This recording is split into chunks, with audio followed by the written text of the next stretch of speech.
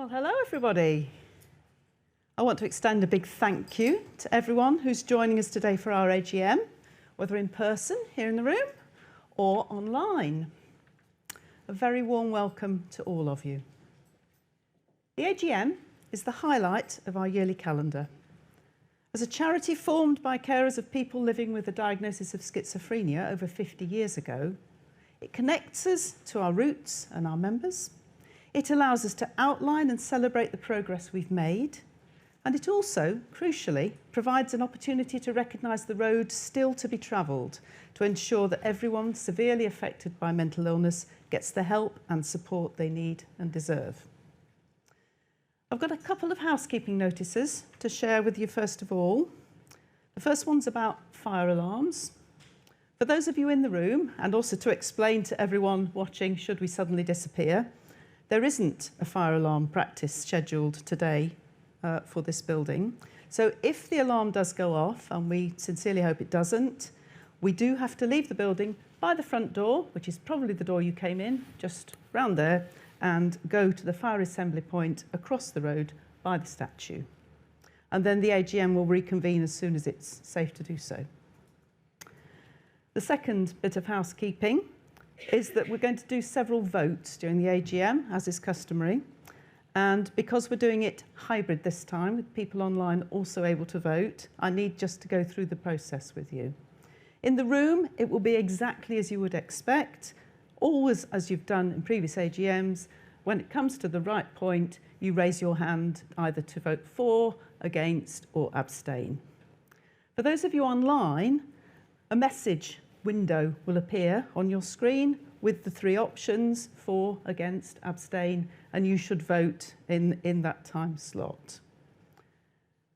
And as this is the first time we've done this and tried this magnificent technology, you just would not believe what we have behind the screens here. I think we should try with a warm-up vote. It's just for fun. You don't, even if you don't want to, have to tell the truth when you answer this particular question. The question is, did you have breakfast this morning? In the room now, please raise your hand if the answer is yes. And now please raise your hand in the room if the answer is no.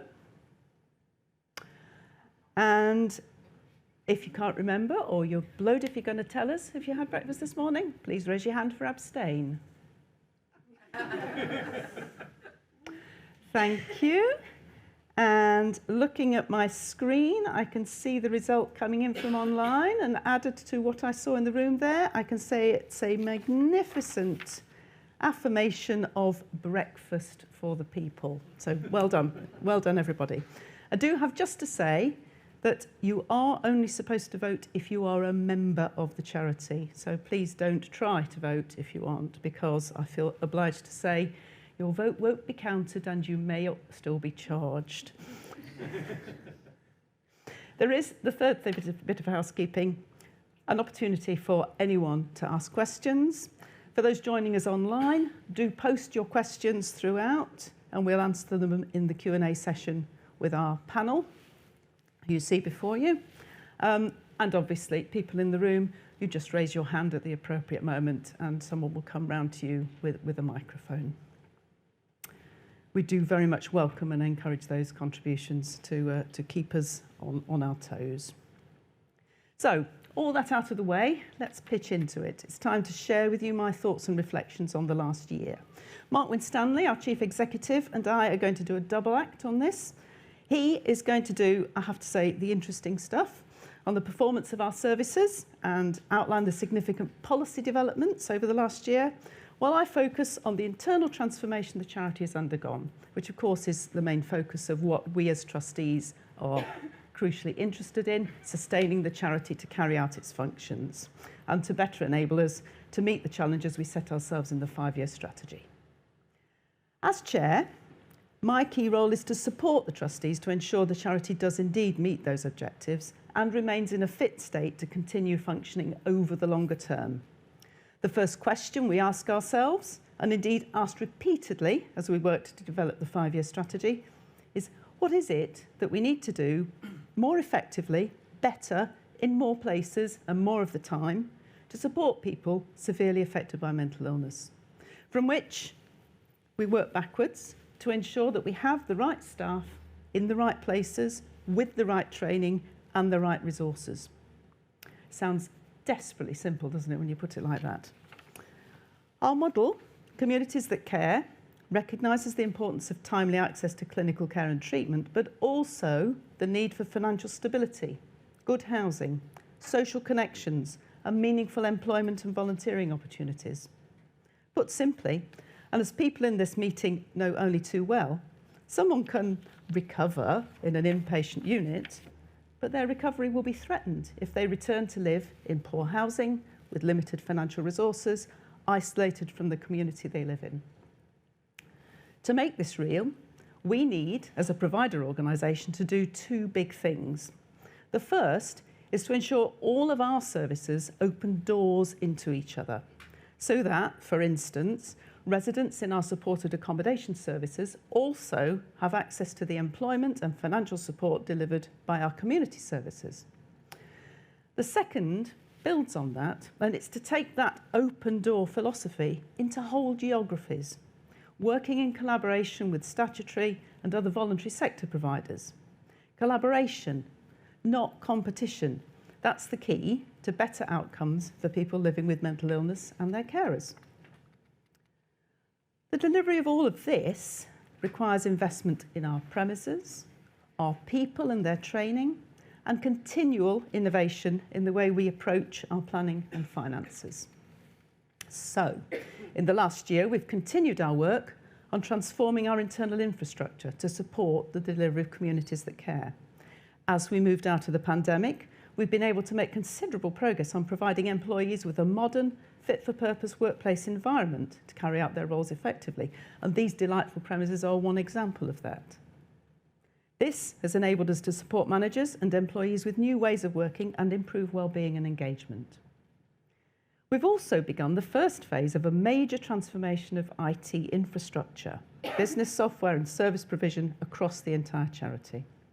This has been driven by several factors, including, as many of you will know, a pretty aged network, the rapid move to hybrid working, the need for effective information systems, and the desire to ensure a higher quality of IT service provision for staff. I could go on to give you a rather dry list, and indeed I have that dry list, of all the new bits that we now have in place. But I sense from the room that perhaps I oughtn't to do that, but I cannot reinforce strongly enough its importance to our work as a charity. The year ahead will continue to focus on supporting the organisation to deliver Communities That Care. The overhaul of the information systems will progress further, focusing on the implementation of the Hive database and housing systems. One change this will support, and I know most of us will be looking forward to this, we have been for quite some time, is a more intuitive and user-friendly membership process that will allow people, for instance, to join and renew in minutes. And I'm going to stop there for a small cheer. Hurrah! This year, as well as IT, we also updated and invested in pay and rewards for our staff. Many of the challenges in mental health social care arise from a lack of funding, which in turn and historically over a number of years has led to a race rather to the bottom to secure contracts, including low staff pay. We see the consequences of this on a near daily basis in horrific stories that emerge in the press around patient safety and inadequate care. So even though we have it in our minds all the time that we need to make sure the charity can sustain itself and keep financial stability, we nevertheless are committed to paying our hardworking and passionate staff as much as they deserve and as much as we can afford to do so. This has already had some significant impact on our ability to retain and promote key staff. We've also invested in the development and rollout of our Leadership and Management Development Programme, which supports leaders and managers to understand their responsibilities better and equips them better with the skills and behaviours to lead, manage and deliver results through their people. I'm going to talk a bit now about the importance of involvement and co-production in this organisation. You'll know, probably, and if you don't, I'm just going to tell you, it's involvement and co-production is one of the 5 underpinning principles of our 5-year strategy. People who live with mental illness and their carers are experts by experience.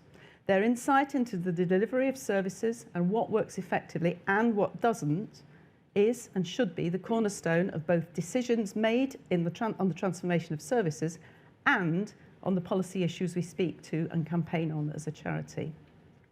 To this end, I would like to thank both our Lived Experience Advisory Board and our Carers Advisory Board for the valuable roles they play at Rethink Mental Illness. They've been at the forefront of creating a refreshed involvement action plan to be delivered in line with the 5-year strategy and indeed in full support of the 5-year strategy. And we have recruited a new head of involvement, Laura Abbott, who is focused on developing and implementing that strategy. Sorry, the action plan. I've said strategy too many times and I'm getting muddled. The service models we propose in tenders to local authorities or the NHS are now founded on involvement with experts by experience. This involvement has enriched and complemented our existing processes and resulted in continuously high quality bids informed by their unique insights. In 2022-23, this resulted in a 100% success rate on retenders and many new business successes. We look forward to developing our approach and processes more in the coming year and building on these successful foundations. In this, involvement and co-production are not only the right thing to do, but the fact also that we understand involvement and co-production and implement the best ways of doing it puts us at an advantage over other service providers. Finally, I want to update you on our progress towards becoming an anti-racist organisation.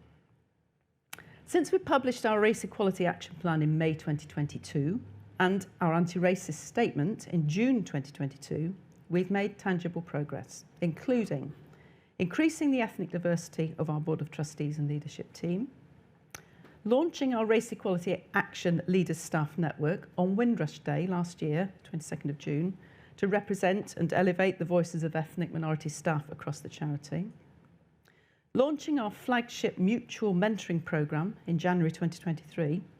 This programme pairs our executive team and associate directors with members of our Race Equality Action Leaders Staff Network. It has strengthened the cultural competence of our senior leaders and has provided career mentoring for some of our ethnic minority staff. And delivering training on what it means to be anti-racist to the charity's Board of Trustees, executive team and associate directors. Our management development training now includes anti-racism sessions to create a collective awareness and understanding of what we are doing to become a truly anti-racist organisation. These efforts, I'm pleased to say, have been recognised recently by an independent panel of judges who have awarded us the Race Equality Matters Bronze Trailblazer Award, which is an important staging point and recognition that we are making progress on a road that looks as if it's going in the right direction. So very, very well done. We're also mindful of our responsibility to help reform the wider system. To this end, we're researching the causes of why black men are more likely to be detained under the Mental Health Act through focus groups and desk-based research. Our first report on inequity in accessing mental health services will be used as a springboard for influencing the health and care system. And we also make sure we proactively and publicly comment on cases where there's a clear intersection between racial injustice and severe mental illness, including working with the Independent Office for Police Conduct to explore how we can support the police to better manage situations where mental illness is a key factor. Now, as chair, I am immensely privileged to have a ringside seat into all the work the charity does.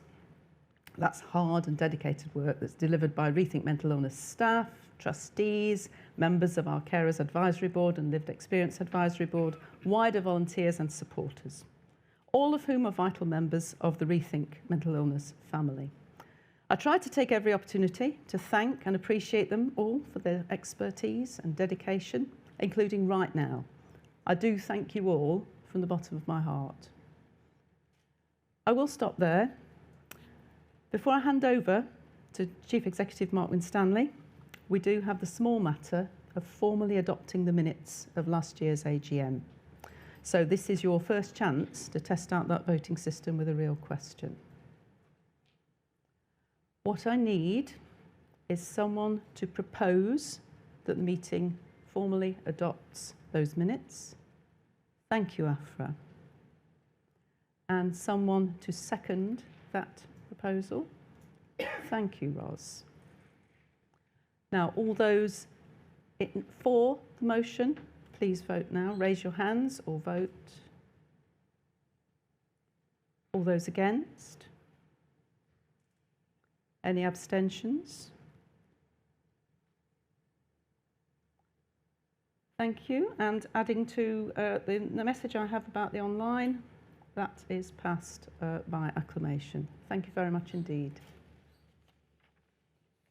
Can I introduce Mark Winstanley now, your Chief Executive?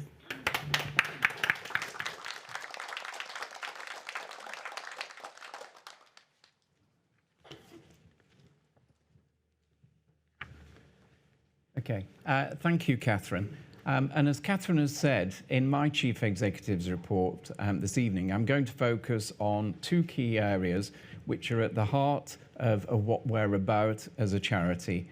We're an organisation that sets out to improve the lives of everyone severely affected by mental illness. And firstly, I'm going to concentrate on our efforts to influence the wider mental health system, which, as many of you will know, is an enduring problem and is currently in a period of huge turbulence. And secondly, I'm going to talk about how we're attempting to navigate that in both delivering and developing services to directly support people with severe mental illness. So I think it's always important to start on a positive, so let me start there. A positive that might seem unimportant and certainly goes largely unnoticed, but it's one which will give me and all my team encouragement. And that is that I can honestly say, with my hand on heart, that everyone I come into contact with, both within the NHS and within the civil servants at the Department for Health and Social Care, are desperate for and passionate about ensuring people get the right care at the right time. And crucially, that this is delivered at a high quality. So why is that important that the NHS staff and the civil service believe this? Well, it's because a lot of the change that we try to make happens behind the scenes, working in partnership with others. And if the people who ultimately affect the quality of care for our supporters are not sailing in the same direction as we are, then things become, frankly, impossible. And that is particularly the case when you bear in mind that we live in hugely challenging social, economic, and political circumstances. The reality is there for us all to see. There's been the destabilising changes in government, economic instability and inflation, the post-COVID fallout, and the huge pressures that we all see on the NHS. And for all the welcome progress that has been made over the last 7 or 8 years, the system is significantly struggling to keep pace with rising demand. We need more funding for mental health services, both in the NHS and those funded by local authorities, who are often forgotten. But extra funding is not the panacea. We also have to reduce demand, and that can only be achieved through a cross-government plan for mental health that addresses the drivers of mental illness. And those are bad housing, poverty, racism, a lack of opportunity, and isolation. That cross-government plan is our headline ambition, an ambition that we have perhaps more than any other organisation pioneered and championed. Because mental health affects and is affected by almost every area of government policy. Put simply, there is very little point in trying to improve NHS services if we then have a government system that pushes people into extreme poverty through a cruel welfare benefit system. So as we try to steer a path through huge social challenges and a move towards a general election at some time soon, we have been very busy in our policy and influencing campaign work, as you would imagine. So during a period of significant change in government, it became unclear whether ministers would maintain their previous commitment to a cross-government plan for mental health. And in January 2023, it was announced that the plan would be scrapped. The plan had offered a real opportunity for action across government departments to tackle the drivers of mental ill health. In response, we launched a new campaign called Keep Your Promise, which called for the plan to be published as originally intended. And hundreds of people, many of you will be here with us today or online, emailed their MP calling for the government to reverse their decision. The campaign secured the support of MPs from across the political spectrum, and as a result, both the Liberal Democrats and Labour both made commitments to a long-term cross-government plan. More recently, following the decision of the current government to shelve the reform of the Mental Health Act, we, alongside others within the sector, have secured the commitment from the Shadow Secretary of State for Health and Social Care, Wes Streeting, that a future Labour government will reform the Mental Health Act in their first Parliament. We also launched a campaign called Turn the Tide on Mental Health, and hundreds of people again emailed their MP to demand action, and campaigners took action on Twitter and called for the government to provide greater financial support for the millions of people in need of benefits, including those severely affected by mental illness. Following this, and against a backdrop of a lot of noise from other charities, the government raised social security benefits in line with inflation and provided some additional funding for health and social care services, and did so again yesterday.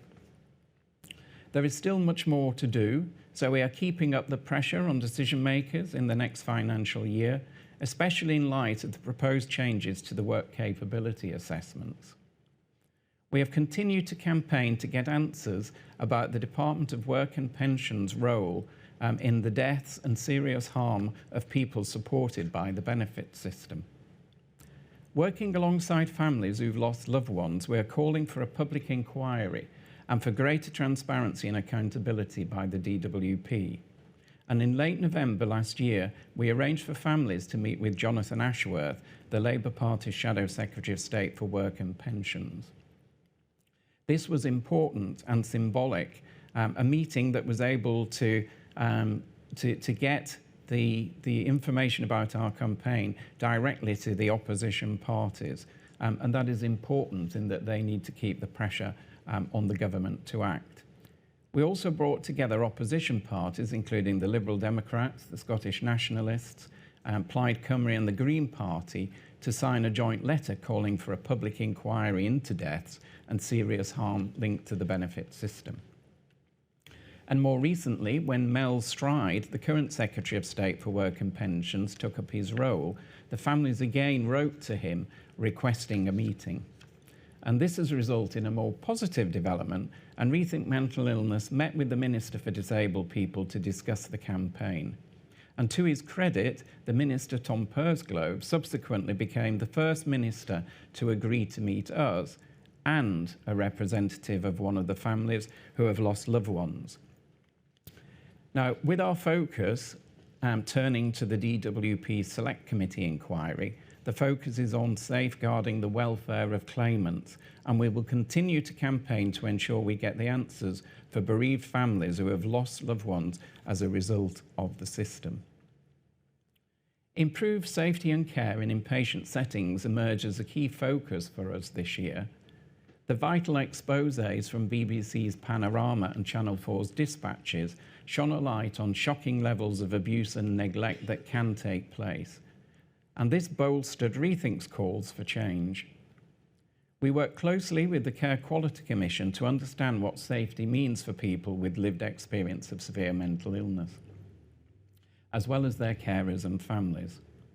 We also worked closely alongside the Department for Health and Social Care in their rapid review into mental health inpatient care data, and we ensured that the review was strongly influenced by the voice of experts by experience.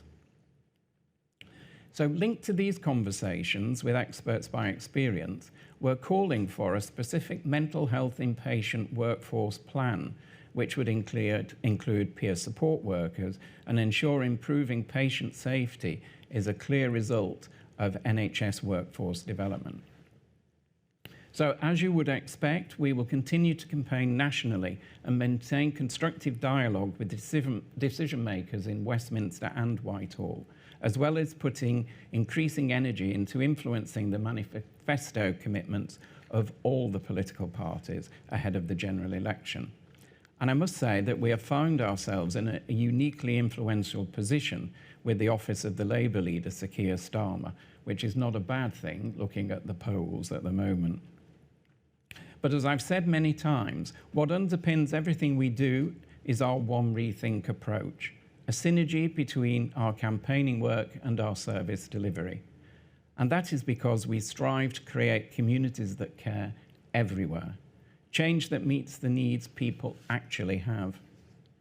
So turning to our service delivery, I'm proud to say that across the year we've directly supported more than 22,000 people, with many thousands more accessing accurate advice and information over the phone, via our website or through our social media channels. To help better understand how our services are changing lives, we have co-produced a new impact framework which helps us to better measure the difference that our services make to the lives of the people that we support. This year, 85% of people using our services said the care that they had received improved their quality of life. We, of course, will never stop until that figure reaches 100%, but we're also committed to transparency, and so we're imminently launching a new section of our website which will enable everyone to view and track the progress against that. We call for the NHS and for social care to be accountable, and that it's right that we put into practice what we preach. We're completely committed to the principle of constant improvement, and in all of our individual services across housing, the criminal justice system, advocacy, and in the community. We work closely with our managers and teams to assess what is working, what could be better, and how we can work more closely with people living in and using the services we deliver to support them in all of the things that are important to them. Ultimately, our vision is for a whole system network of community support with no wrong door, meaning wherever people come into the mental health system, they will immediately get access to the help that they need. In Somerset, after years of hard work, we are now the lead accountable body for an alliance of 18 voluntary sector organisations and a wider network of over 90 community and grassroots organisations under the Open Mental Health banner. So in the last year alone, we've been cited as exemplary within NHS national guidance. We've been featured within its own episode on an NHS England podcast, and we've won a national NHS award. We are now beginning to see system-level impact too, alongside the impact on individuals. And between April 2019 and December 22, Somerset has seen an approximate 15% decrease in the number of A&E attendances for people with mental illness. So it can make a real difference to people's lives. Building on this success and learning, we have expanded our place-based work to other locations and have established strategic partnership in 8 other areas, including Coventry and Warwickshire and Sheffield. Each place looks different, but our work is based on the foundations of co-production and with people with lived experience playing a key role, along with voluntary sector alliance development, a deep community engagement, and a strategic partnership with the NHS. This work, of course, stems from the rollout of the Community Mental Health Transformation Framework and represents the biggest reorganisation of community mental health in decades. It has become a huge opportunity for us to reshape the way that care is delivered for people with mental illness, and last autumn we launched a new report examining the progress that has been made on this front. We found some outstanding examples of good practice and an encouraging picture of the effort and determination to make things happen, as well as a clear challenge that would be necessary to overcome to guarantee the radical change in the quality of care. The report has been shared nationally and with local NHS leaders to share and support the next 2 years of community mental health transformation. So, in summary, in our services and in the areas where we work, we see change driven by involvement and co-production. More widely, the mental health system is under considerable change and stress. The coming year, with the general election coming up, is a vital time to influence all of the political parties to prioritise funding and reform. It's a daunting task, but it's one I know that every single person in the organisation is profoundly committed to, and that is something that I'm immensely proud of. Rethink Mental Illness is a champion of people severely affected by mental illness and their carers, and I believe we are needed now more than ever. We won't let you, our members, down. Thank you.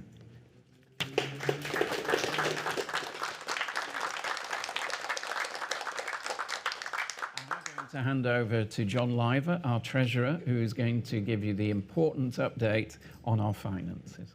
Thank you, Mark.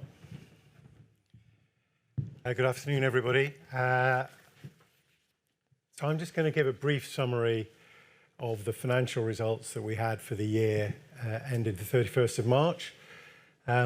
Really all of the activity that Catherine and Mark have talked about clearly either gets us money or costs us money.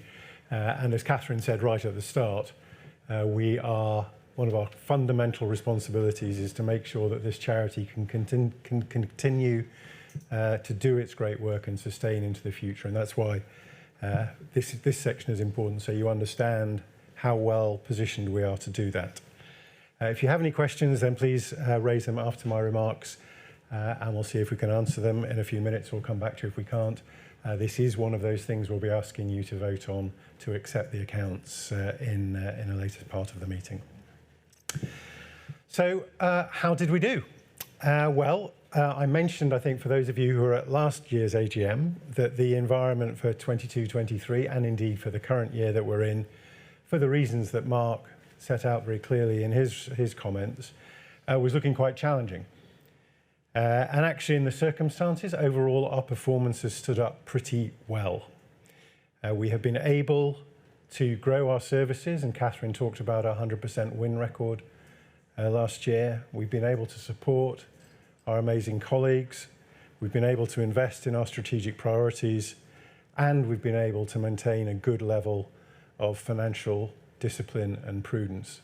So a very good overall performance, and for that, our executive team and staff deserve all of our collective thanks.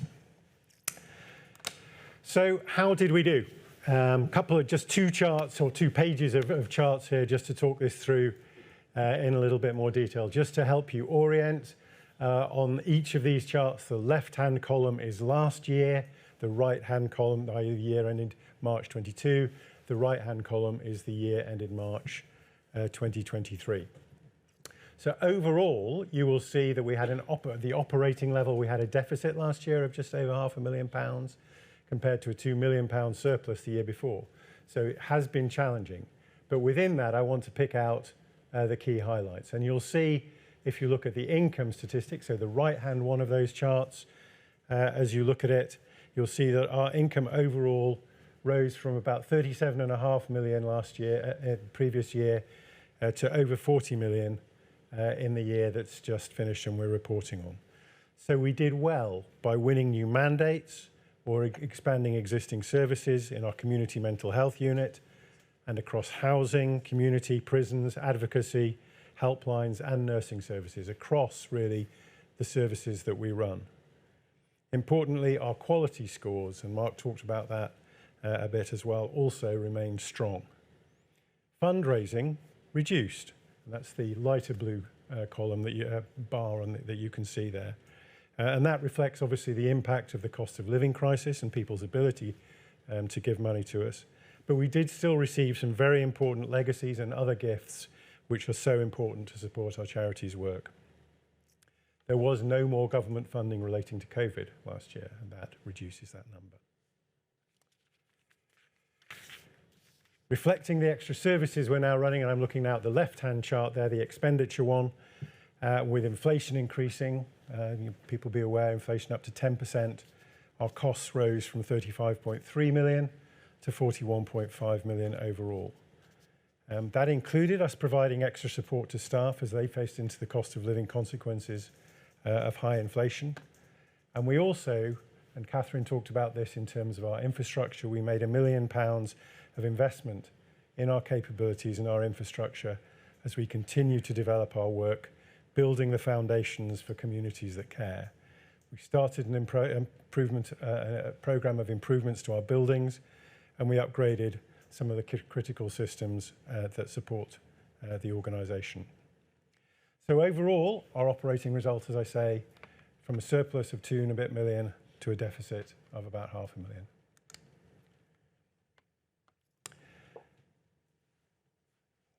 The middle chart on this page is the next one I'm going to take you to. So in addition to our operating performance, we have an investment portfolio that supports the ability of the charity to continue to invest actually in our operations and our strategy. Previous year, that had gained 200,000 because markets had done reasonably well, albeit had dropped at the end of the year because that was the time that Russia invaded Ukraine. See, in this year just gone by, we were subject to that the whole of the year and continued fear of recession, etc. So the portfolio actually performed in line or slightly better than broader markets, stock markets, but it did decline by £500,000. So overall, we had a deficit for the year of about £1 million. Even given that, we were able to set aside £1.5 million for further investments in our properties, our organisation and our people, whilst also maintaining our free reserves. And that's the chart on the right of this slide. Free reserves are critical. They're the amount that we set aside to keep ourselves resilient so that we can cope with shocks and unplanned events and be able to sustain the charity through those and make sure that we can continue to provide services for the next 50 years as we have for the last 50. So that's our buffer. We had set that at a range between £3.5 and £6 million. And as you can see, we ended the year well within that range. So we are financially resilient and we can cope with the difficult environment that we are in. But the £1.5 million that we set aside last year goes in addition to £4.5 million we had set aside over the previous 2 years. So we now have a decent amount of money to invest and to help the charity to improve services, our connections with our supporters and our members, and support our strategic priorities, which Mark and Catherine have talked about as we look forward to the next few years. So finally, a note on this year. So continued cost of living pressures, and we're all very conscious of the high inflation rate and the risks of recession, exacerbated by the continuing war in Ukraine, provided a challenging backdrop that we were aware of at the start of the year. And if anything, for all the reasons that Mark said, the environment has got tougher this year as things have progressed. But we have continued to work to support staff through a further significant investment in the pay structure, as Catherine talked about, and we continue to invest in our future whilst being very disciplined about our financial position, aiming broadly to break even over this financial year. That's all I wanted to say. The accounts are on the website if you'd like a more detailed read, and as I mentioned, we will be asking you to vote on them a little later. If there are any questions in the meantime, then we're obviously very happy to try and answer them. Thanks very much for your time.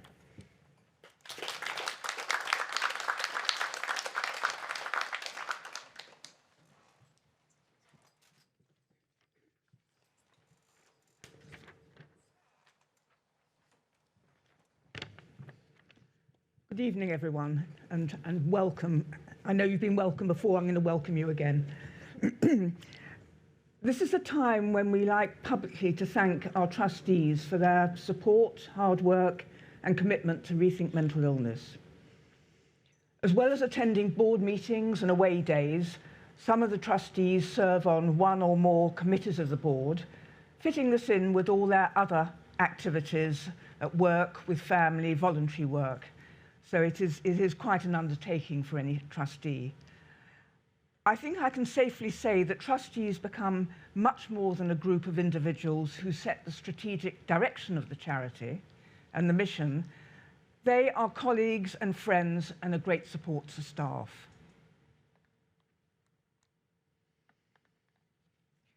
This year, unusually, we have no newly appointed trustees and no retirements.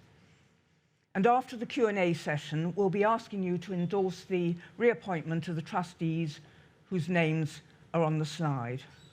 And you've got brief profiles of each as part of the AGM pack, which I hope you've read. So I'm going to ask these trustees just to stand up quickly and identify themselves. I'm not sure how well this will work for those of you attending virtually, but at least people in the room will be able to see who they are, in case you don't know them. So could I ask you, Raj, Garrick, Jeremy, Christine, just to stand up and make yourself known. So there's Jeremy on the left, there's Raj, Christine, and Garrick. Thanks very much indeed. So actually, that's it from me for this year's AGM. As I said, the resolution to endorse the reappointments will follow the Q&A. Which leads me nicely on to ask Mark Yates, Executive Director of Operations, to take over and introduce the Q&A session.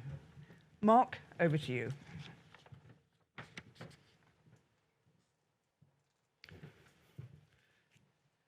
Thank you very much, Caroline, and yeah, good afternoon, everyone. I'll introduce myself. I'm Mark Yates. I'm Executive Director of Operations here at Rethink Mental Illness, and great to see so many of you here today, and welcome to those of you also online.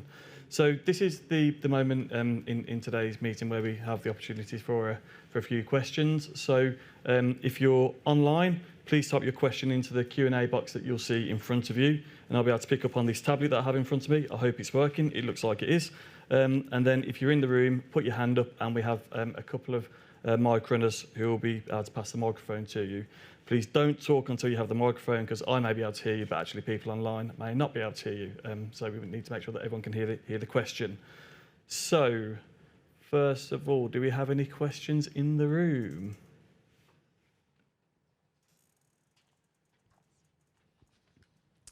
Good evening, everybody. My name's Alison Mohammed. I am a carer of a sibling with severe and enduring mental illness, and I also worked for Rethink for quite a long time as Chief Operating Officer. My question relates to the work that you've been doing on anti-racism.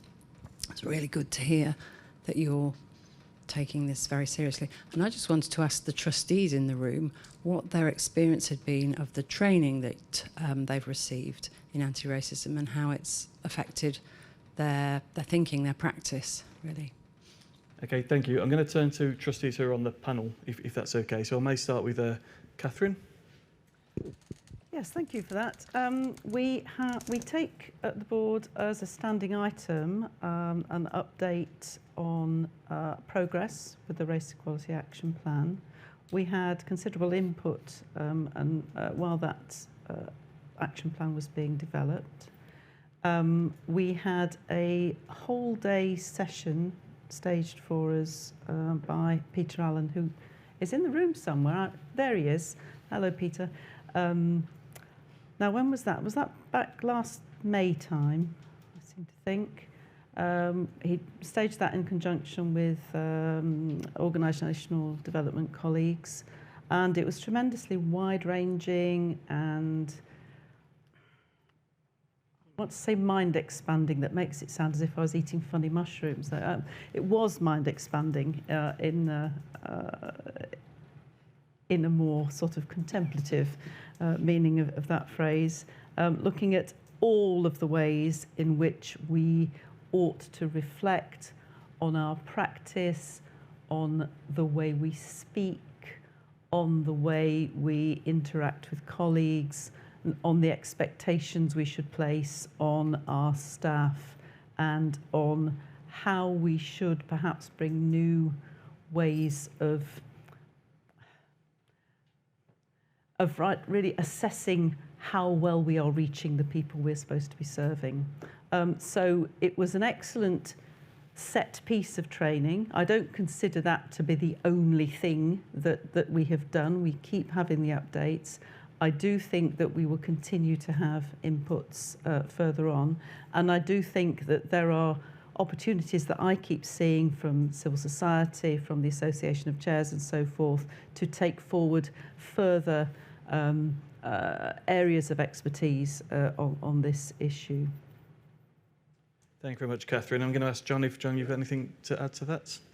Maybe just a bit more specific. I mean, I think it made me reflect quite deeply on questions of actual and assumed, or unconscious even, but privilege from a, you know, that I may not be aware of from I have a very privileged background. But you don't realise quite what that means in terms of your life chances and your access to get things done in the way that I think that day's training really brought out very clearly. And I think it made me realise a need to reach out and to talk and to learn and to involve Black people and people of colour much more in my circle, and to take that into account then in what I bring back into Rethink. And I've done that. I mean, I've tried to actively reach out to people in this environment, but actually in some of the other things that I do, I mentor the Black Network Champion in one of the other places that I'm a director, for example. And I think you get a lot of insight from that is surprising, actually. I mean, I think it's just stuff that, you know, you just have to constantly challenge your assumption. And I think that's the main thing that I've learned. And then we bring that into the board and into the discussions about how we are making sure that we are actively trying to reach those underserved communities in this space and putting time, money, resource, people and effort towards it. Thank you, John, and thank you for the question, Alison. And there are other trustees here today who I'm sure we'll be able to grab some time with you after today's meeting. So thank you for that question. Do we have any more questions in the room?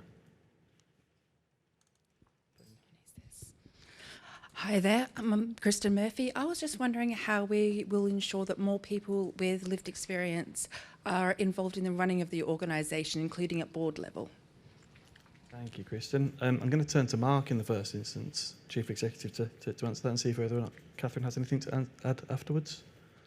Okay, thank you for the question. I think in terms of lived experience involvement in the board, it is enshrined in the Constitution, so it's long been something that we're committed to. But I know just having something written down as something you want to do doesn't necessarily make it happen.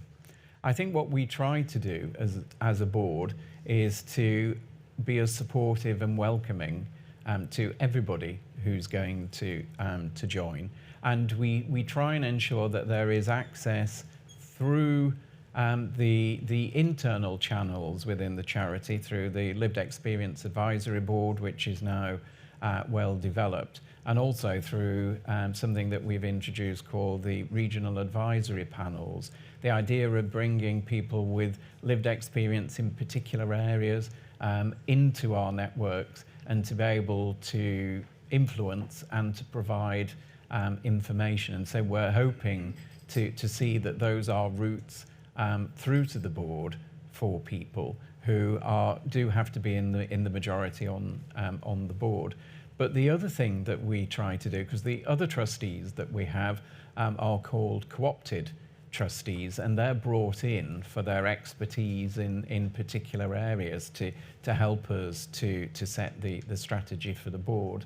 And what we've seen over the years is that we are bringing people in with the dual experience. So we're bringing people with their own lived experience who also have professional knowledge in other areas. So we're no longer seeing those as exclusive, and we're bringing in people who wouldn't otherwise have been involved in the charity. So it's something that we're quite actively promoting. So, and I think we continue to have success in that way, and the lived experience voice is crucial and taken seriously at every board meeting by Catherine and her colleagues. And Catherine, I wondered whether or not you just had anything to add to that from your perspective. Well, I don't know if that was clear from that our board is literally half and half. So 50% people brought on as co-opted members of the board. Actually, what Mark said, some of those people by chance have their own lived experience, either as carers or with mental illness. And half of the people are specifically brought on through our various lived experience carers networks onto the board.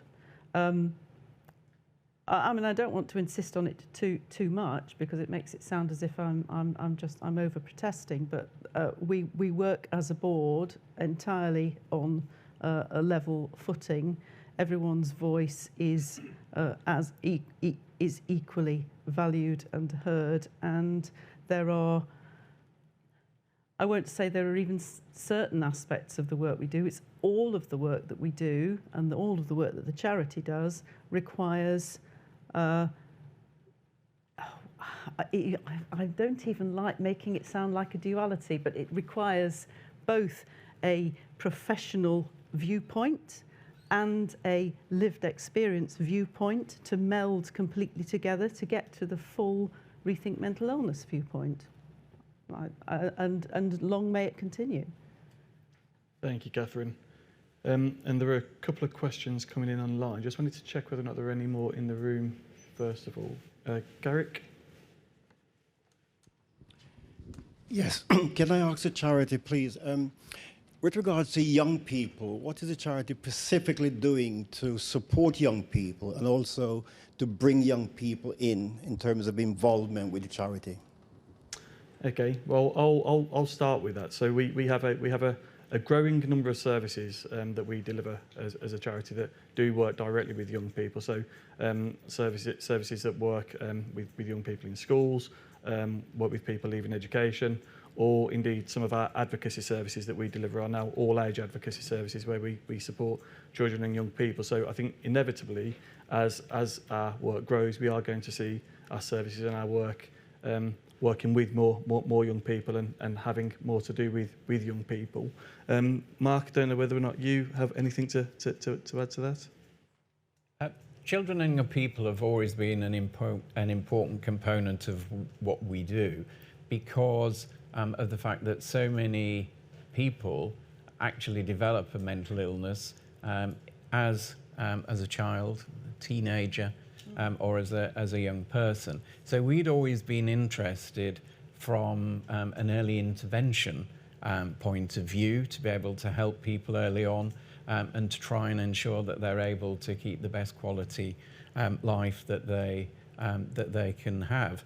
I think increasingly there is a recognition about that. I think COVID certainly highlighted the mental health of young people, and there are certain conditions that have become more prominent, eating disorders, for example. And so I think we've not always been as public about the work that we do around young people in particular, because it's spread, as Mark said, across a number of areas. But actually, I had a meeting this morning to talk about how we can bring that more to the forefront of what we do. So apologies to any of our policy colleagues who might be here today, but the decision was that actually we need to start having more of a visible focus on young people, because not only do they make up a cohort of people we want to serve, but that is an area that all aspects of government, the NHS, the Department for Health and Social Care are really focused on. So we've got to be able to show what we're doing in that area much more consistently. So I think you'll be seeing more around that going forward. Thank you, Mark. There are a couple of questions online, so I'm going to turn to the questions online for a moment. One of them is probably for me to answer, actually, and the question is, are we standing back from tendering for local authority services given council cutbacks? And what does it mean for people needing services in those areas? So I think that reflects the fact that we know that local authorities and social care is generally struggling with its funding arrangements at the moment, and that's likely to continue over the next few years. We don't take decisions not to bid for services unless we think that those contracts aren't financially viable. So we will always look at tenders on a case-by-case basis and contracts on a case-by-case basis, understand what it is the commissioner is looking for in that service, and understand whether or not we can actually make it work financially. If we can't make it work financially, we won't cut corners to deliver that service. We will take the view that actually it's not a service we can deliver, and we will let the commissioner know that we've taken that decision, and that's the case. If we do think we can make a contract work and we can bid for it, then we absolutely will do. So we don't have a kind of blanket position around not bidding for local authority contracts. It is very much on a service by service basis. In terms of what it means for people needing services in those areas, I think that's a huge challenge for us, particularly given our role as a campaigning organisation. We've had a very recent example where we know a local authority is making potentially significant cuts to a service that we deliver, and we don't just stand idly and let that happen. We contact the commissioner, we contact the local councillors, we contact the kind of health leaders in the local system to let them know what our concerns are and try and carry out that influencing role. So it's not a great situation when that happens, but we don't just kind of accept that contracts and services are going to be cut. We do see our role where we're working in areas to try and influence the local system to make sure that doesn't happen. So as I say, not a blanket kind of position around not bidding for services, but we certainly take a position around the quality and the price envelope that those contracts are coming with. And I'm conscious of time, so I am going to just go to one more question that we've come online. It's quite a nice one to finish with. So I'm going to go through each of the members of the panel and ask if they have a highlight from the work of Rethink over the last year. So I'm probably going to start with John. Well, my highlight might be this week, actually, rather than of the year, which would be, I think we've, and Mark talks about the open mental health and the work in Somerset, which really is pretty pioneering and making a real difference. And it has been, it's been fantastic to see that develop over the last 2 to 3 years, from its start of a lot of goodwill and a bit chaotic, but making a difference, through to something that is really well run, properly governed, very clear, and is making a substantive and systemic difference to that part of the world. And I guess so the highlight on that is that I don't know, is this public? You can. Is that we have just been confirmed to stay in that and continue to develop that lead accountable role there for the next several years. So, confirmation that which is at the heart of our strategy and the way we want to work is valued by the community and is being copied elsewhere is my priority, is my highlight, I think. And it will also be your highlight next year, because you're visiting next week, yes, I'm aren't going you? on Tuesday to see them, so it'll be great. Yeah, okay, great, thank you. I'm going to turn to Mark. I think for me, I had a couple, but I suppose they do merge together. And that is in terms of trying to penetrate the DWP and the ocean of pain that often goes with that, and actually starting to make some progress despite all of the problems that are there. And I think I referenced it in my address, and that was actually getting the minister to meet with family members of people who've died, and he and all of the other ministers had said no. And I spoke to him about my personal experiences as the leader of this organisation of having to speak to families who had been bereaved and had issues in terms of perhaps the way that we had supported individuals. And I explained how difficult that was, but how much it meant to the individual family members and the difference it made to us as an organisation. And he said he would think about it, and I got an email from him to say that yes, he would. And so I was proud that we were able to make a difference to that family, but I hope that it will make a difference. I sat in a room where every official from the DWP cried when listening to the story of that person. And so I think that's something that I'm proud of. Something small that hopefully will impact on more than one family. Great, thank you, Mark. And Caroline, I didn't know whether or not you had anything to add. I need time to think about these things, Mark, you know me. And my work, of course, is very much more in the background, so I'm not sort of out there doing amazing stuff that happens in services. I think it's just, well, my work pattern has changed recently, so I'm sort of halfway towards retirement, but I think it has been, for me, and it's a very personal thing, just being able to carry on doing fewer hours, but still hopefully making a difference and supporting all my colleagues in other departments, in other directorates. I feel that's worthy of a round of applause in itself, isn't it? Yeah, and then finally, Catherine. Well, I think mine would have to be the pride I felt when, as a board and a whole organisation, we were able to agree on and commit to and fund and budget for a really ambitious forward strategy. In face of all of the risks of doing this at a time of fiscal uncertainty, of cost of living crisis, of the triple whammy, the one in triple whammy, increased demand, reductions in funding. I can't remember what the third one is, but I'm sure you'll fill it in. All of that being taken into account, and I mean fully taken into account, we still launched this incredibly ambitious strategy that we are not only proud of, but we are pretty confident that we can hit. So that was my highlight of the year. Great, thank you. Thank you to the panel. Conscious that Yours, Mark? Was my highlight. You've put me on the spot now, haven't you? Like I've just You've had plenty of time to think about it. Yeah, I really have, haven't I?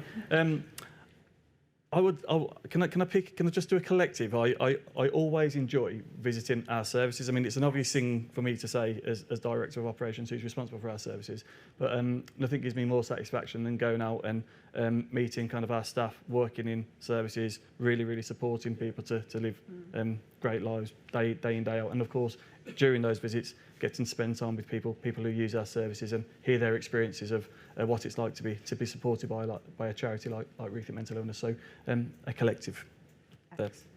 Thank you very much. Right, so that's the end of the questions. I am conscious that we didn't get to a couple of questions that were asked online, so we will make sure that we respond to all questions that were asked and get those answers out to everyone who's attended today. I'm now going to hand back to Catherine. Thank you very much, Mark. I'm going to avail myself of the full facilities of the occasion.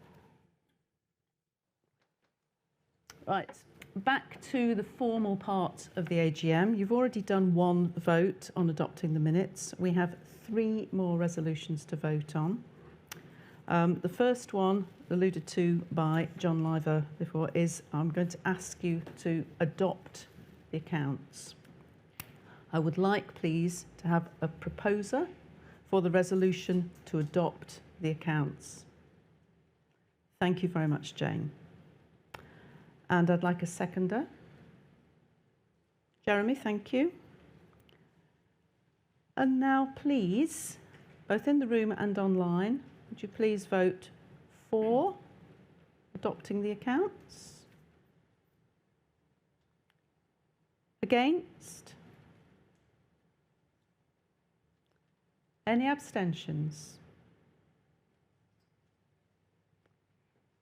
Thank you. I'm just seeing it's like the old teleprinter coming up next to me, and we had again passed that. That's adopted by acclamation. Thank you very much indeed.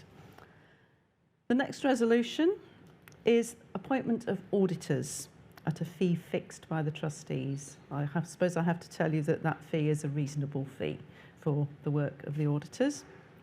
I again need someone to propose this motion. Thank you very much, Ros. And a seconder? Thank you very much, Christine. And now voting, please, all those for appointing the auditors. Against? Any abstentions? Thank you very much. 100% for again, thank you very much. And the final one, you'll remember in Caroline's presentation, those 4 trustees who are up for reappointment. Could we please have a proposer? It better not be any of those 4, just for the record.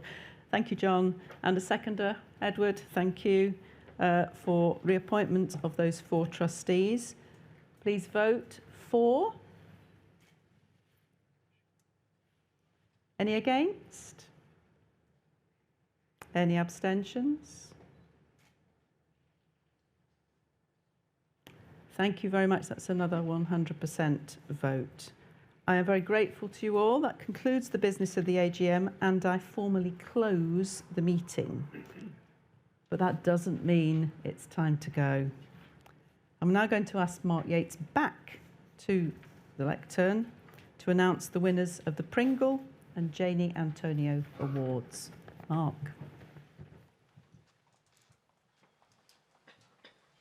Thank you, Catherine. And the top of my note says introduce self, and I don't think I need to do that again, so I'll move on from those. So yeah, I'm very pleased to be here to help Catherine hand out our annual Pringle and Janie Awards today. So these awards recognise people and groups who've made a real difference to people severely affected by mental illness. So they're a very important event in our calendar. Catherine's going to present the awards, and we're going to invite the winners, if they're here, to join us up on stage to receive them. So we're going to start with the 2023 Pringle Awards, which celebrate outstanding achievements and contributions across our organisation. And first up, we have this year's winner for our Brill Pringle Award for Art, who's Steph Collins. I'm going to say a little bit about each of the winners, and then we'll perhaps show a little bit of their work, and then invite them up if they're here. So Steph has always been a passionate artist, and she fell ill at 16 and was unable to complete her A-levels. Instead, she went to college to study graphic design and illustration. She's since been diagnosed with schizoaffective disorder. In the last 10 years, she's taken up embroidery. She finds it a relaxing activity to focus her mind on when things are going on in her head. And we're just going to take a quick look at her winning entry via the VT, so take a look at the screens around you.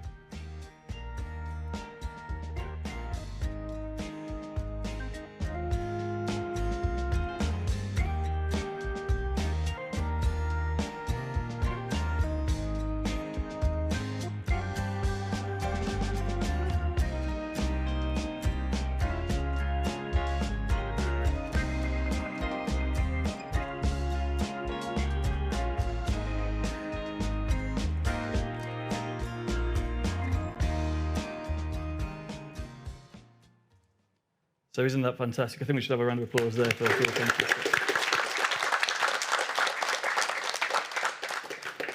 And Steph is about to start a Masters in Illustration at Falmouth, and is also working on an illustrated guide to electroconvulsive therapy, a treatment she's had. The guide's designed to take away the stigma and fear of the treatment, and she's been working with staff at the hospital. When complete, the guide's going to be made available for all patients. So please welcome the winner of the Bill Pringle Award for Art, Steph Collins.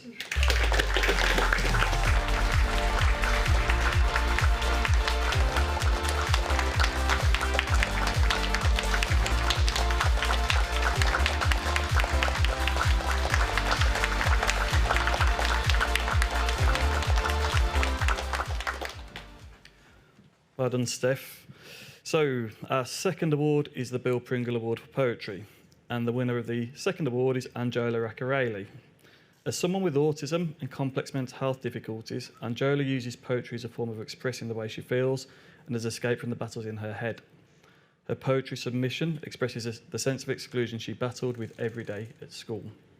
She felt there was a lack of awareness at her schools of how to navigate neurodivergence, making it especially hard for children with autism and ADHD to feel included in the school environment.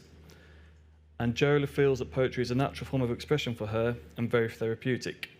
And we're going to be really, really lucky because we're going to hear a little extract from her winning submission.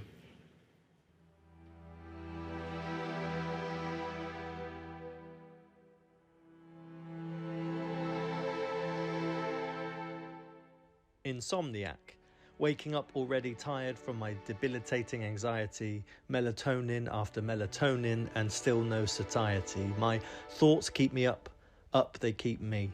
Overthinking every little action I made and how that was perceived, jumping to conclusions or overgeneralizing or my binary perspective.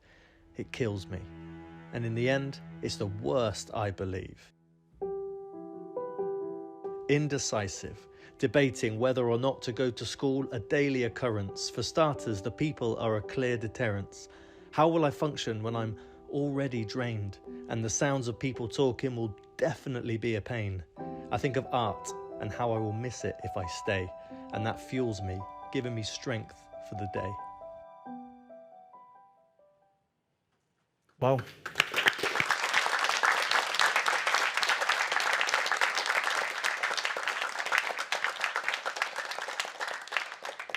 And you can read the whole poem, which will be published on our website tomorrow. But please welcome the author and the winner of the Bill Pringle Award for Poetry, Angela Rackraley.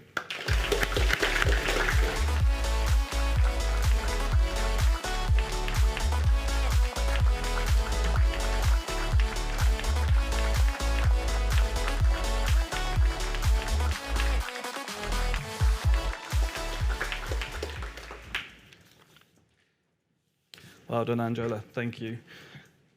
Next award. So we're going to turn to the Pringle Award for Group of the Year. And our winner this year is the Derbyshire Borderline Personality Disorder Support Group. The group was created by Sue, who after coming out of a 4-year crisis was looking for a specialised BPD support group she could have been a part of. She didn't feel that the general mental health groups were focused enough for her diagnosis, so she created her own group in 2017. Sue believes that her mental health crisis was worse because of the lack of support, and she didn't want anyone else to go through what she did. The group established 4 venues, and these had to be shut during the pandemic like so many other places. So they went online and expanded massively through Zoom. They now have over 350 users, 13 of whom are overseas, so the group's gone international. There we go. Today, they have a mix of online groups and local in-person events and activities such as coffee mornings and bowling, which is funded by external funders. The group encourages members to create their own networks, and Sue hopes that the group is just the start of smaller networks that develop and grow within themselves. The group also has email groups, newsletters for members to share their creative work, information and support. As well as this, a key part of the development of the group has been creating WhatsApp groups for people with specific needs, another example of how they've extended their reach to more people. So please welcome Sue Wheatcroft, who is here with John Jarvis to collect the Pringle Award for Group of the Year.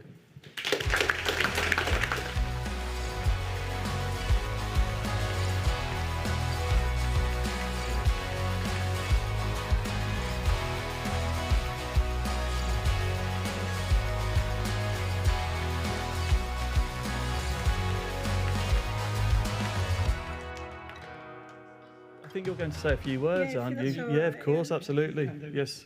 So here's a microphone for you, Sue. Thank you. Thank you. I just wanted to thank Rethink, really, because they've gave us so much support over the years. It's amazing. But in particular, at local level, the Derbyshire Recovery and Peer Support Service, I usually get that wrong, which represents Rethink in Derbyshire, has been incredible, especially Mark Hudson and Rob Passy, who have just made sure we're okay all the time. If I can just say something about the value of support groups, community groups. As we all know, statutory services are lacking these days, and I really don't know what we'd do without the voluntary sector. It's amazing. So thank you again.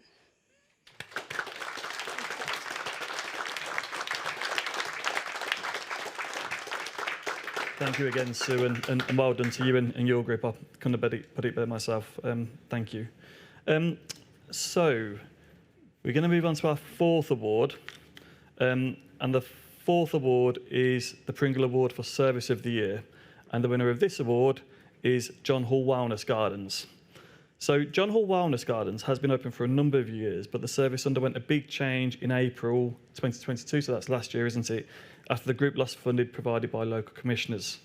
The service is moving to a model which sees it funded by donations, grants and income generated by the gardens. Before, the garden was utilised for a couple of days a week, but that's nothing compared to the scale it's used now. Since the change, it's been all systems go. The community garden is open to all members of the community, but has an emphasis on supporting and helping people with their mental health and well-being. The service feels lucky to have the freedom and capacity to support people in this way and to try new ways of working. The garden has over 30 volunteers who want to give back to the community. They're encouraged to take a lead and choose the direction in which the garden will run and progress. The garden holds plant sales, craft activities, peer support groups, short walking groups, and long wellness walking groups. Their aim is to provide a service that accommodates all. And indeed, I visited the service myself last year. I've still got some plants in the garden actually that I purchased when I visited the service. And I really would encourage anyone who is passing through Leek or in and around Staffordshire to go and have a look, because it's probably unique in terms of kind of what we do, and it is a fabulous place to go. So if you're around that area, then I really would encourage you to go and take a look for yourself. So I'm delighted to welcome Mark Woodley and his colleagues to the stage to collect the Pringle Service of the Year award on behalf of John Hall Wellness Gardens.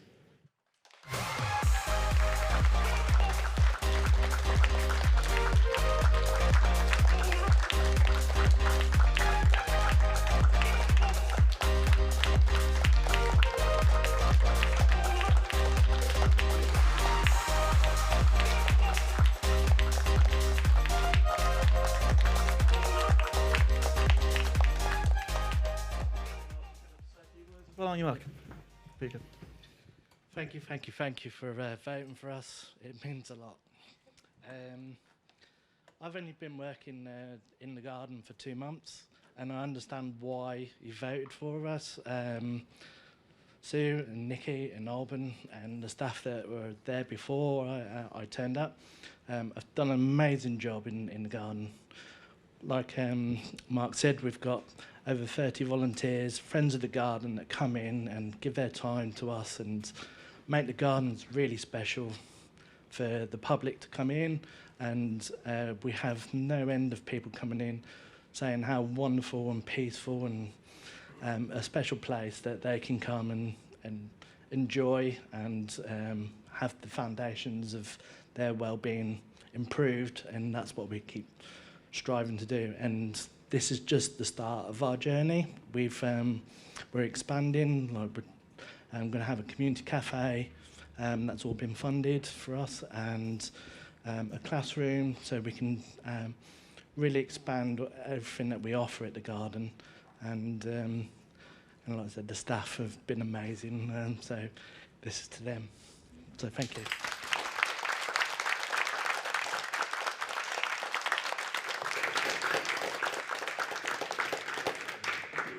Well done, Mark, and everyone associated with the service. So finally, for the Pringle Awards, we're going to move on to Supporter of the Year, and I'm delighted to announce that the winner for our Supporter of the Year is Brian Smith, also known as the Walking Man from Bristol. So Brian has been fighting his own mental health battles from a young age, and his personal experience drives his unrelenting passion for mental health advocacy. Diagnosed with depressive psychosis and PTSD, Brian has dedicated his life to making a difference. Brian discovered Rethink Mental Illness Services in 2022. He's owed his most recent improvements in his recovery to the support group, which he says helps to balance him out after his diagnosis and is, and I quote, the best recovery I can get. This year, he walked 200 miles from Newquay to Minehead over 15 days, raising almost £1,080 for Rethink Mental Illness. In March 2024, he'll be doing a tandem jump, and the following September, he'll embark on a 192-mile hike spanning 3 national parks, climbing England's highest peak, Scarfell Pike, all for the charity. I mean, you're going to fit that in? That's a lot of activity, that is, Brian. So Brian collaborates with his registered GP, motivating those battling mental health issues to lead healthier lives. He educates students at his son's school about mental health, He's also writing a book called The Hardest Walk, which shares his journey and lived experience. All proceeds are earmarked for Rethink Mental Illness. So I'm delighted to welcome Brian Smith, the Walking Man of Bristol, who is our Pringle Supporter of the Year.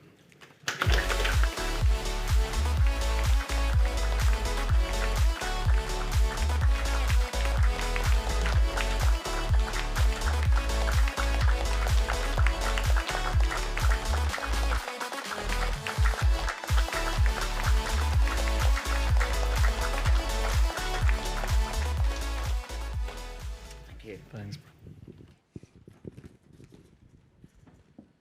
Wow, emotional moment. I've always said if you're scared and excited at the same time, then just go for it. It's big enough. You can achieve anything you like in life. Hi, ladies and gentlemen. I'm almost lost for words. Even being nominated for the Support of the Year Pringle Award, I'm feeling very humble. I'm overwhelmed with gratitude. I will continue my walking and talking. This journey is just the beginning. It's far from over. And now just to finish off by saying to my small family, supporters and sponsors for sticking by me, I hope this recognition of my work can serve an inspiration to others. Thank you.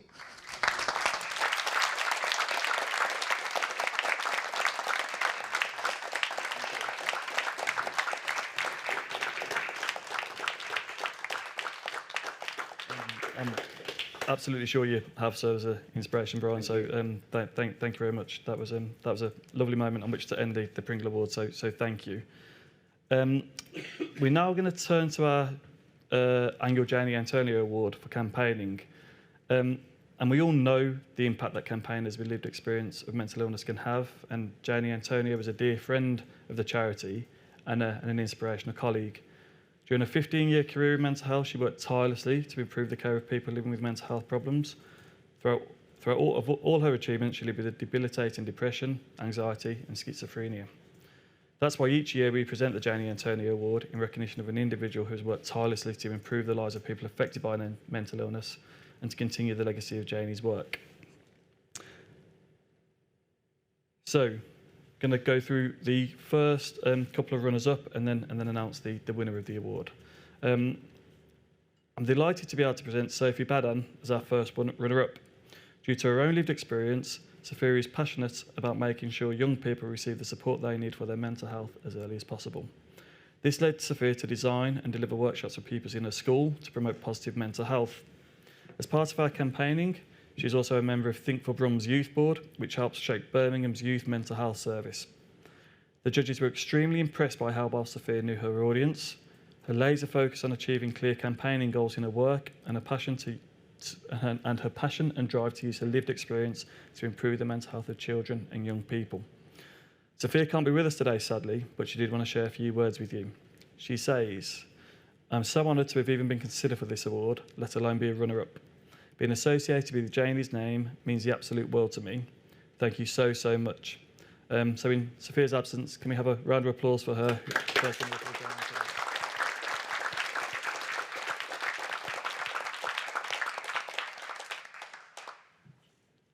Our second runner-up is Tanya Mawaha. During the pandemic, Tanya founded a local youth mental health charity which offers resources for schools, parents and young people struggling with their mental health. Since then, the charity has grown to support hundreds of people, not just in the UK, but again, we've gone international. The charity works internationally. Alongside this work, Tanya campaigns to raise awareness of suicide as part of the organising committee of Baton of Hope UK. The judges were struck by Tanya's drive to raise awareness around mental health, particularly how open she is about the challenges she's faced as a young South Asian woman living with mental illness, and how she shares her lived experience to help break down barriers around mental health as well as disability. And I'm delighted to be able to invite Tanya to the stage to collect her runners-up award.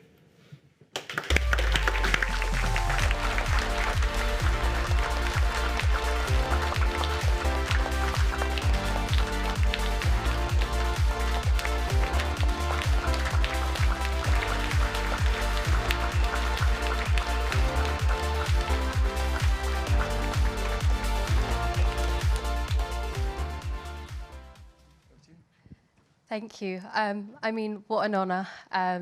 Yeah, thank you so much to Rethink, and it was such a surprise. I had no idea. And I think for me, this is really for every single young person who is living with mental illness and has felt alone, and has felt like life isn't worth it. And I hope that this is proof and a symbol of hope that things do get better.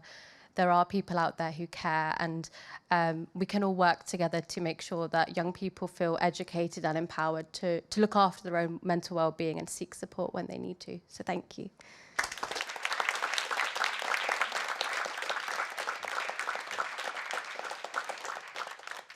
Thank you very much, Tanya, and again, fantastic sentiment. So thank you for sharing that with us. So now we turn to the winner of the Janie and Tony Award, and I'm delighted to announce that this year's winner is Danny Bowman.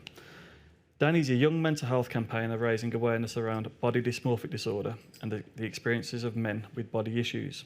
He's been very outspoken about his own lived experience and the impact that this has had on him throughout his life. He set up his own campaign to raise awareness of body dysmorphic disorder in 2014, which went viral. Since then, he's not stopped setting up his own charity for men with body dysmorphic disorder and body issues. Danny works closely with decision makers and politicians to influence policy change and regularly appears in the media to share his experience on how mental health services can be transformed to better support people living with severe mental illness. The judges were astounded by the breadth and reach of Danny's work, particularly given his campaigning focuses on an issue that often isn't spoken about and desperately needs more attention. They felt his tireless dedication to campaigning for change over nearly a decade has no doubt had a massive impact on the lives, not just men living with body dysmorphic disorder, but everyone living with severe mental illness. And sadly, Danny can't be with us today, but he's asked that we share a few words on his behalf. And Danny says, "I'm absolutely honoured and delighted to receive the Janie Antonio Award from Rethink Mental Illness.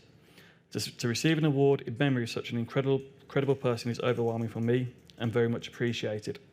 I had no idea I'd been nominated, so to actually win was a complete shock. I campaigned on the issue because I feel deeply about improving the lives of people severely affected by mental illness. To be recognised for this work is amazing. Thank you, Rethink Mental Illness." And we've got a picture of Danny on our screens, and I think it's important that we still show our appreciation for Danny, the winner of the award.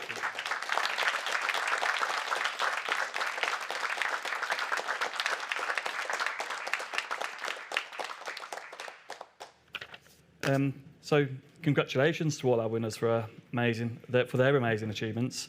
I think we've heard some really powerful stories and some really powerful kind of statements from those winners today, and you can find more information about all the awards and winners on our website.